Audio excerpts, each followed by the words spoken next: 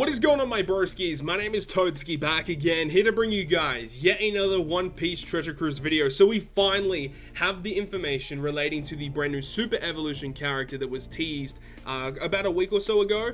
We did see the silhouette, and a lot of people were predicting what it was going to be. And yes, it is confirmed. It is going to be Lucy super evolving into Sabo, which is what the majority of people would have thought it was going to be, considering we did see it was going to be Rebecca on the right-hand side of the silhouette. Even though people still thought it was going to be Marco, of course it wasn't going to be Marco. I mean, even in my video I said directly that is 100% Rebecca. It had to be Lucy at that point. So here we have the super evolved artwork of Lucy. I love this artwork so much. I would go as far as to say it's easily in my top 10 favorite artworks in the entire game. I think it's done magnificently. I love this artwork so much. Obviously, it's going to be on the thumbnail. You guys are going to see it, but it's so good. Unfortunately, I do have to say that I feel like they have missed the mark in terms of super evolving this character. Now, there are a couple of reasons for that. Now, number one, this isn't really a gripe, this is just stating the fact. This unit now becomes a quick unit, which is interesting. I don't think that's a bad thing in any way, shape, or form, but he's now a quick unit. Now, one thing that I do have a gripe with is his classes. He is a fighter free spirit now, which actually makes sense in terms of a Sabo character. Typically, they are free spirit characters, makes a lot of sense. And he is a fighter unit. Now, personally, I am a big fan of his previous classes of being fighter and striker. Many reasons for that is because you could use him with Kaido as a friend captain. If you don't have Kaido yourself, you can still run Lucy as a captain because he is a striker unit, so Kaido will boost him. And the fact that Lucy boosts strength, dex, and quick, boosts Kaido, it just works really well. Another thing is now that he's fighter free spirit, you cannot use this character, well, you can still, but it's not optimal. But you now can no longer get the maximum amount of damage output with this character as a sub on Legend Carrot teams, as he no longer has the same classes as before, which means he no longer gets the full boost of Carrot's 4 times attack. And this character on Carrot teams was very good. Getting multiple turns of an attack boost to those 3 colors was very nice to have. Unfortunately, you can't run that anymore. The main reason why they've done this, though, is the fact that with the release of Luffy and Zoro dual unit who boost free spirit characters, now this character can be ran as a captain with a friend Luffy Zoro, because Luffy and Zoro are both strength and dex, and now you've got a quick unit here in 6+ Sabo. So it makes a lot of sense why they've done it. I just am not a big fan of like the reasoning for it. I just would have preferred it to still use this character with characters like Kaido and characters like Legend Carrot. But either way, it is what it is. Another thing is he does get 1 turn of cooldown reduction, which is pretty big, I would say. Previously, he was a 13 turn cooldown, so now he's down to 12, which is quite good. Now, in terms of what does he actually do? So his captain ability states, when the crew consists of at least 1 strength, 1 dex, and 1 quick character, you get -1 cooldown at the start of the adventure, which is quite nice. He then will boost the strength, dex, and quick by 2.75 and 1.3 times health.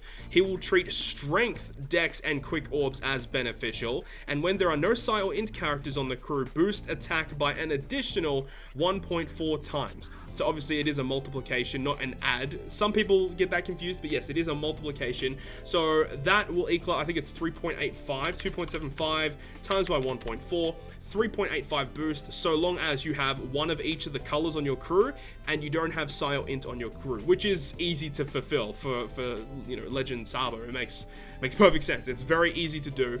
So the main takeaways here is the fact that he no longer will decrease the rate of strength orbs. He now will make just strength beneficial, which I think is a really good idea. The fact that now he will boost by 3.85, as we just saw before. Previously he was a 3.71, so in terms of a difference there, it's what 0.14 difference? Yeah, 0.14 difference, which you know, it doesn't seem like much, but it will obviously add up to a decent amount of boost. Actually, one thing I haven't checked is what is the difference in terms of statistics with the old Sabo and Lucy. Let's see, Legend Lucy stats. We've got him here.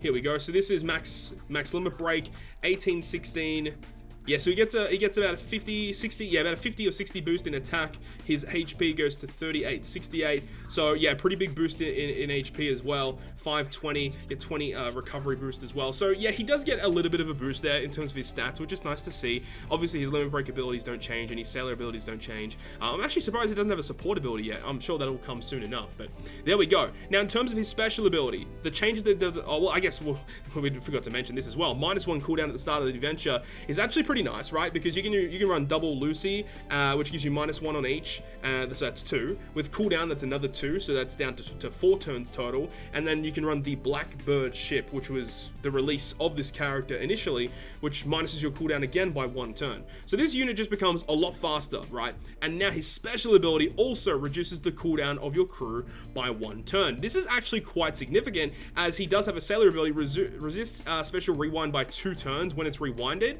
The thing is, he's always had this sailor ability, and it really didn't make a lot of sense for his character. But for what he does now, with the fact that he now reduces your crew's cooldown, that actually works pretty well for what the unit tries to do. So as a sub, he's going to be a lot more usable. He also will go ahead and boost strength, dex, and quick character's attack by 1.75 times. And then when you hit with 3 or more perfects, during that turn you use the special, you get a 2 times boost in the following turn. Now, previously, it was 4 perfects. Now, that might not seem like that big of a deal, but making that down to 3 perfects is pretty big.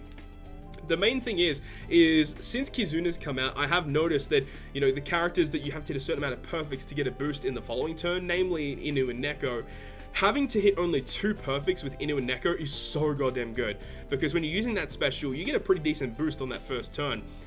And sometimes if you don't hit enough perfects, you're going to not get that boost in the following turn. Sometimes boosts are too strong and you literally won't have enough hits in on that turn to then carry a boost over. So reducing that down to 3 is pretty big. I would have preferred it going down to 2. I mean, we've got Inu and Neko, which is a 2.25 all booster in the following turn. So I don't think that going down to 2 is that big of a deal. In my personal opinion, I would have preferred it to go down to 2 at the very least. But I think a big thing that a lot of people were looking forward to is perhaps the increase of multipliers here, like a 2 times boost into a 2.25 boost. If that was the case, I think that 3 to 4 perfects would have been a very fair place. But the fact that these multipliers don't change, I think this should have easily been at least 2 perfects. Like, I don't think that's that big of a deal. But anyways, to super evolve him, you do need 2 skulls. You do need a red and a blue skull. He does not have his own super evolution island, so if you don't have any of these skulls, you have to spend Rayleigh points or farm some invasion battles to pick up those skulls, of course. So that's the full rundown of 6+ Sabo. Now, he's not bad, and I don't think he's a bad character. Lucy has never really been bad. Like, since his release, he's always been a very, very solid legend. It's just the fact that with this super evolution, and considering the legends that have been releasing as of late, especially with the debut now of Sober Mask, Luffy Zoro, characters like Kaido, Halloween Ace, for God's sakes, we were expecting a lot more. I think this character is still going to be amazing for clearing content. I just would have preferred his multipliers to be a little bit higher than what they currently are. Like, I think a 4 times captain isn't really that far-fetched for what he could have been. I think that, you know, reducing the amount of perfects you needed to hit, or, you know, keep it as 3 or 4 perfects but increase the multiplier of the special, I think all of these things could have been a thing, and I don't think anyone would have really complained about that. I think that would have been quite fair considering the kind of, you know, meta game, I guess, that we're in right now. But anyways, we've got Sabo coming out, pretty interesting character. We do have some additional characters coming out as well. So we have a new Otama character. This new Otama is like a new rare recruit that's going to be useful for a point booster in a new event coming out. Free Spirit, 3.25 attack with a matching slot, 2.5 otherwise, heal 500 at the end of the turn. Not an amazing captain ability. Reduce 4 turns of despair, 4 turns of blue shield defense up, and changes badly matching slot into matching. Needs 27 skill ups. Yeah, so you do need to get her skill books from this event. 27 is a lot. Wait, what's her max stats again? Right, okay, so yeah, her cooldown is quite high. That is a really good special though. Wait, what were her stats again? I didn't see her classes. Fighter, Free Spirit, okay, that's fine. So special's pretty good. 4 turns of spare, 4 turns of blue shield, badly matching into matching. Yeah, that's okay. And then there is a brand new Osuru character. This character again is going to be rare recruit in the new event, and she will go ahead and boost side characters attack by 2.5 and recovery boost. Nothing great there. If the enemy has a % damage reduction or a barrier when you use the special, for 1 turn, boost the orbs of the crew by 2.25 and reduce 4 turns of % damage reduction. Wow! That's kind of bizarre. The amount of enemies that actually have a barrier or rainbow shield these days is pretty high. What is she? She's a Psy Free Spirit Striker. Honestly, like, I see, like, one team that I can think of just immediately off the top of my head that could really use this would be, like, Vivi Rebecca, because Vivi Rebecca reduces all turns of Rainbow Shield and Blue Shield, so, like, that'd be pretty cool for that. Or if you have, like, some sort of team that removes barriers, just to get, like, a free 2.25 boost, then to remove the barrier, or remove the percent damage reduction. Well, it is kind of strange, though, that she does remove 4 turns of percent damage reduction, but she doesn't remove any turns of barrier. Not a fan of that. I would have preferred if it was, like, reduce 2 turns of percent damage reduction and 2 turns of barriers, just to give you a little bit of both. That would have been phenomenal. But either way, you can't disregard this. A rainbow 2.25 orb boost is pretty nutty. I'm pretty impressed with that. And then the last one is Tenguyama Hitetsu. This guy right here, who is a strength slasher powerhouse. He will go ahead and boost slasher character's attack by 2.5. Okay, nothing good there.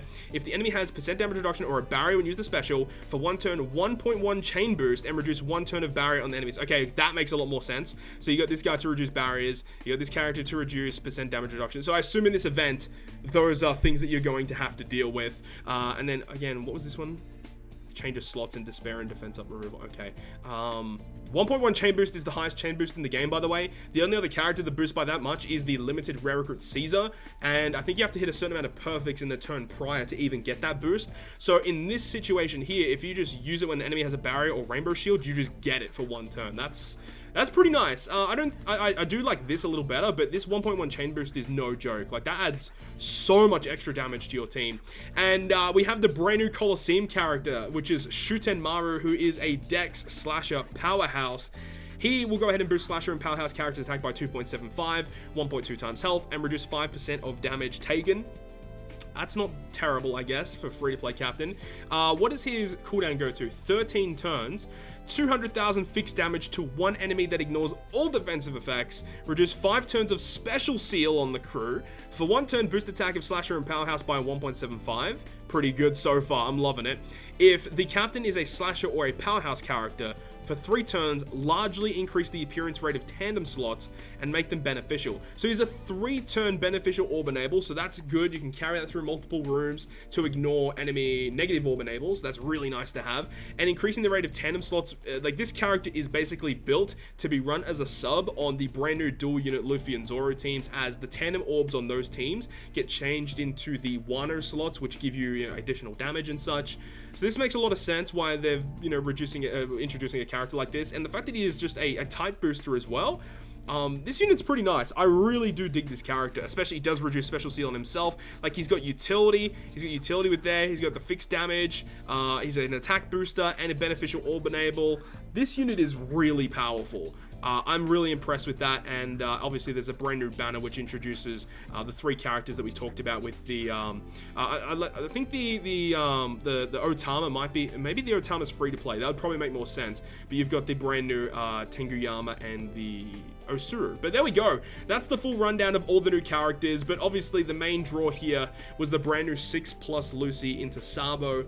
I think he's a good character, but I just think they could have done a lot better to make him a little bit more viable. And again, I'm not really a big fan of them changing his classes. I would have preferred him to maintain his striker class, but because he goes from Lucy into Sabo, him being free spirit does make a lot of sense. Let me know your thoughts and opinions about all these new characters down below in the comment section. Would be interesting to see what you guys think about that. Hopefully you guys enjoyed this video today. If you guys did enjoy it, make sure you go ahead and leave a like, and if you want to stay up to date with all the content that I post, including more One Piece Treasure Cruise content, make sure to hit the subscribe button down below. But on that, guys, I will see you guys within the next video.